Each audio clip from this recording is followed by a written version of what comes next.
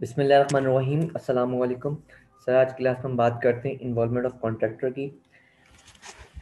Sir यहाँ क्या करेंगे सर, अपने प्रोजेक्ट को सर बनाने के लिए हम एक कॉन्ट्रैक्टर हायर करेंगे जो सर क्या ले रहा होगा, एक एडवांस पेमेंट ले रहा होगा। तो सर लेट से अगर बात करूँ सर, एडवांस पेमेंट को हम बोलते हैं इसको मोबिलाइजेशन एडवांस। सर ये होता क्या है, अगर सर मैं अपने किसी भी प्रोजेक्ट को कंस्ट्रक्ट करने के लिए किसी कॉन्ट्रैक्टर को एडवांस दूँ, अगर सर मैं अपने किसी भी प्रोजेक्ट के लिए, प्रोजेक्ट की कंस्ट्रक्शन के लिए किसी कॉन्ट्रैक्टर को एडवांस दूं, तो सर वो एडवांस कौन सा कहलाएगा हमारे पास? Mobilisation advance. Mobilisation advance.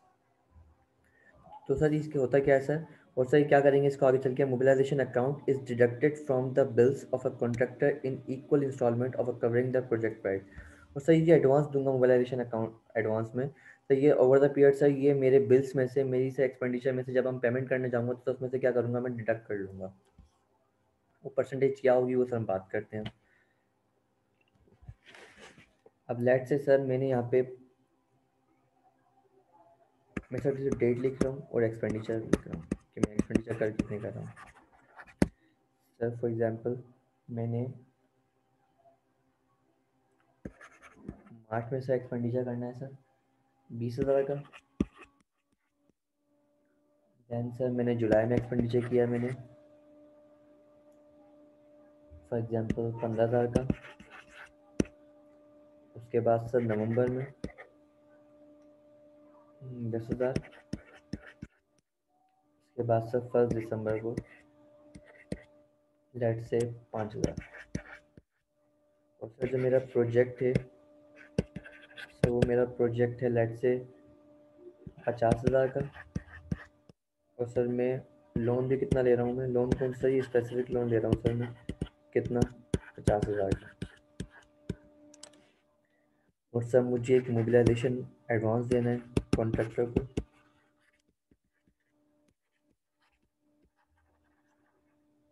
Advance दिया जाएगा सर लेट से 10% ऑफ प्रोजेक्ट प्राइस।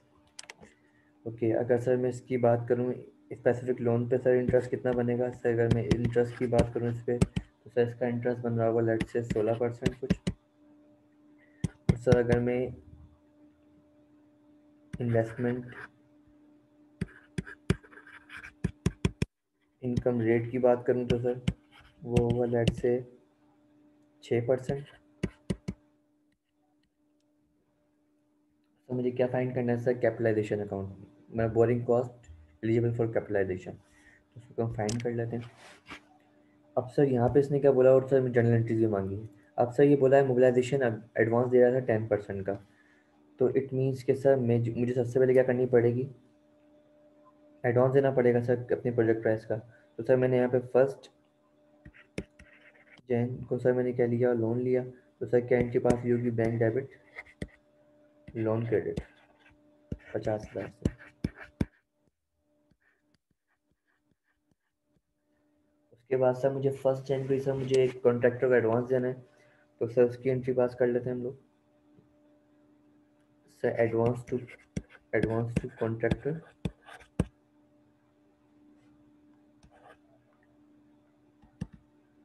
सेकेंड, और सर बैंक क्या कर दूंगा, मैं क्रेडिट कर दूंगा। अब सर मेरे प्रोजेक्ट की प्राइस कितनी है सर, 50,000। तो 50,000 का 10% मल्टीप्लाई बाय 0.1 इंटू, ये कितना हो गया सर, ये 5,000। तो मैंने 5,000 किसको दी सर, कॉन्ट्रैक्टर को पेमेंट कर दी एडवांस में। उसके बाद सर मैंने यहाँ पे क्या किया, एक्सपेंडिचर किया सर कितने का, 20,000 का मार्च को। तो सर इसको 1 मार्च लेते हैं।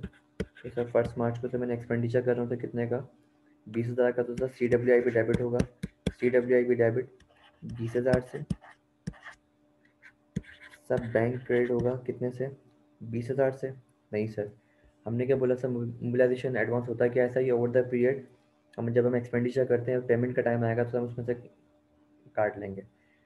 मीन, तो सर यहाँ हम क्या करेंगे सर, 20,000 का सर, 20,000 का मैं 10% दूँ तो सर कितना आएगा, 20,000 का 10% 2,000। तो सर 2,000 क्या करूँगा, मैं डिडक्ट कर लूँगा एडवांस टू कॉन्ट्रैक्टर से, मीन से रिवर्स कर लेंगे हम लोग सर 2,000 से। तो मीन से हमें मुझे पेमेंट कितनी भरनी पड़ेगी सर, सिर्फ और सिर्फ 18,000।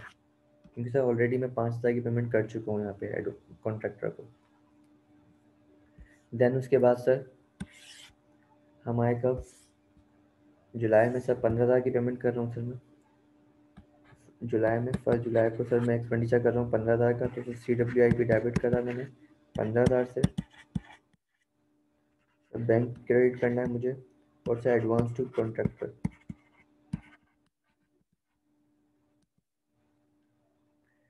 सर ये 15,000 का 10% लिया जाएगा, 15,000 का 10% लिया जाए तो ये कितना हो गया, 1,500। और सर रिमेनिंग अमाउंट क्या करेंगे, हम पे करेंगे 13,500 रुपये। मीन सर मैं पेमेंट कितने की कर रहा हूँ सर, मैं पेमेंट कर रहा हूँ 13,500 रुपये। उसके बाद सर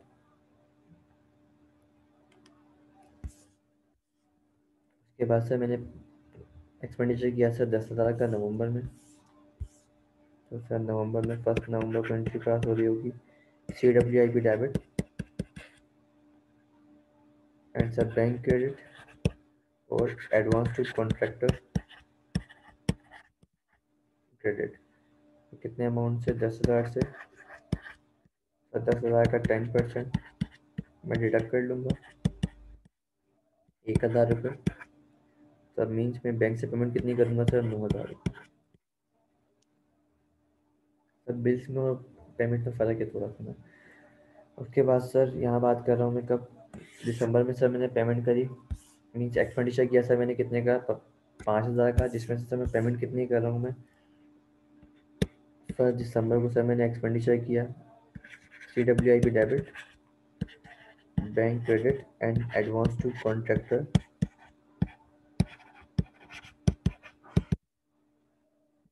5,000 कि सर मैं क्या कर रहा हूँ, एक्सपेंडिचर कर रहा हूँ, मीन्स बिल कितना बन रहा था मेरा, 5,000 का, जिसमें सर मैं पेमेंट कितनी कर रहा हूँ सर मैं, 4,500। इनके साथ एडवांस टू कॉन्ट्रैक्टर में क्या कर रहा हूँ, रिवर्स कर रहा हूँ, डिडक्ट कर रहा हूँ 500 रुपये का। तो यहाँ हम जनरल एंट्री कंप्लीट की, सिर्फ और सिर्फ एक्सपेंडिचर की, किस तरीके से मैं इसको फाइनेंस कर रहा हूँ। उसके बाद सर अगर मैं अपना वो चार्ट बनाऊँ जिसे हम करते हैं लेफ्ट ओवर, जनवरी, फरवरी, मार्च, अप्रैल, मई, जून, जुलाई, अगस्त, सितंबर, अक्टूबर, नवंबर, दिसंबर। जनवरी, फरवरी, मार्च, अप्रैल, मई, जून, जुलाई, अगस्त, सितंबर, अक्टूबर, नवंबर, दिसंबर। Okay sir. अब सर मैंने यहाँ पे पेमेंट बैंक से लोन लिया था 50,000 का, और सर मेरा 50,000 का लोन लेते ही सर मैंने क्या करी, एडवांस टू कॉन्ट्रैक्टर किया। मीन सर मेरे पास बैंक में कितने बचे सर, 45,000।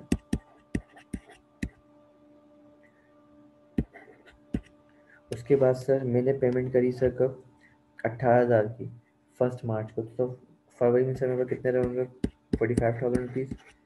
तब मार्च में पेमेंट कर रहा हूँ मैं कितने की, 18,000 की। तो मेरे बैंक में कितने में से बचे, 45,000 माइनस 18,000, तो ये 27,000। उसके बाद सर अच्छा नेक्स्ट पेमेंट कब कर रहा हूँ मैं सर, जुलाई में कर रहा हूँ 13,500 की। तो सर जुलाई तक सेम रहेगा ये, 27,000।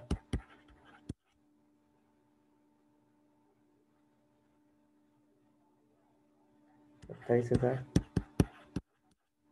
जून में सेम सर 27,000। तो जुलाई में पेमेंट कर रहा हूँ मैं 13,500 की। तो सर 27,000 माइनस 13,500 रुपये, 13,500। और सर नेक्स्ट पेमेंट मैं कब कर रहा हूँ, दिसंबर, नवंबर में सर 9,000 की। तो 9,000 की पेमेंट कर रहा हूँ मैं बैंक से। तो सर अगस्त में सेम आएगा 13,500, 13,500,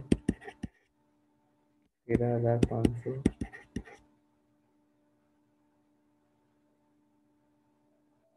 एंड सर पेमेंट करी मैंने 9,000 की। तो सर कितने बचे मेरे पास, 4,500। और सर दिसंबर में पेमेंट कर रहा हूँ 4,500 की। मीन दिसंबर में बस 1 रुपया भी नहीं बचा, मीन मेरा बैंक जीरो पे आ गया। अब अगर लेट से मैं कोई भी अगर एक्सपेंडिचर करता तो मुझे क्या करना पड़ता था, जनरल लोन एक्वायर करना पड़ता, या कोई और सोर्स ऑफ फाइनेंस लेनी पड़ती। ठीक है सर। अब मैं क्या फाइंड करते हैं सर, बोरिंग कॉस्ट,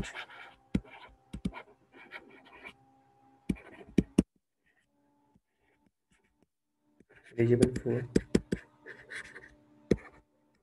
कैपिटलाइजेशन। तो सर सबसे पहले हम क्या लिखते हैं, स्पेसिफिक लोन।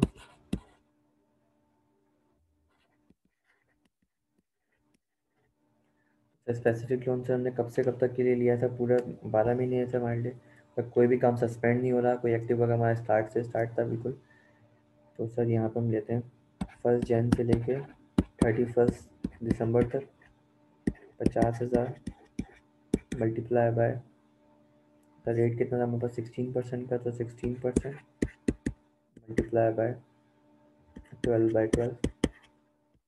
तो कितना इंटरेस्ट आ गया मेरे पास, ये 8,000। उसके बाद से इसमें से हम लेस कर देते हैं इन्वेस्टमेंट इनकम।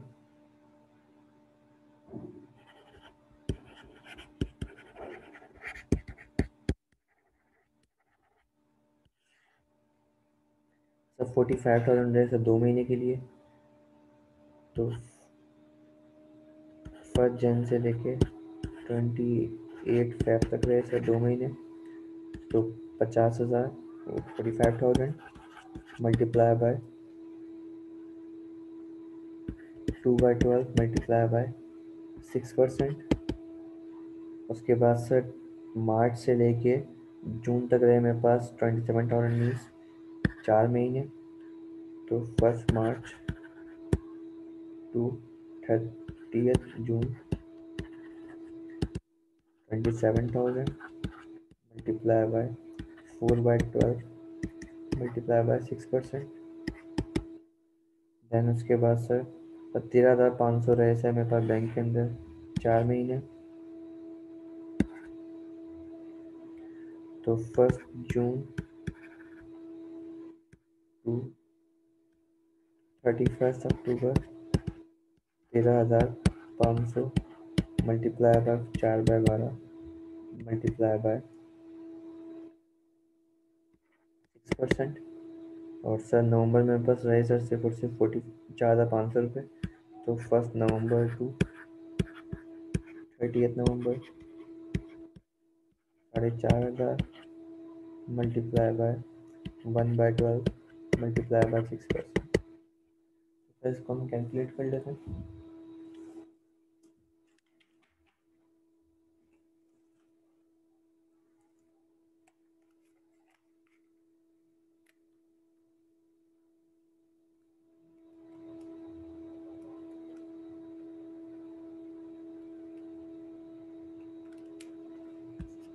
तो ये आ गया मेरे पास 450।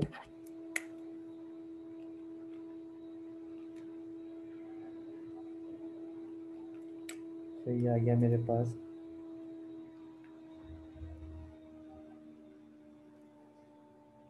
5,040।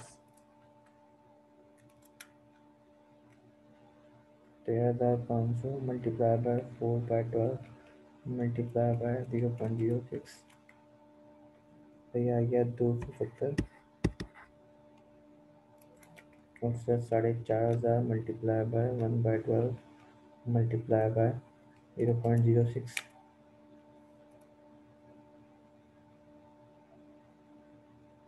सही आ गया मेरे पास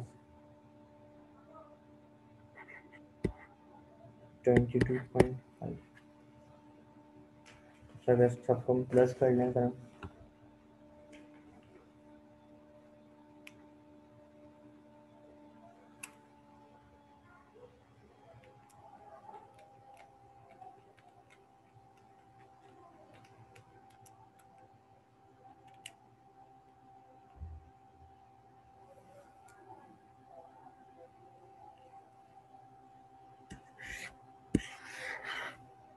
सही हो गया 1282.5।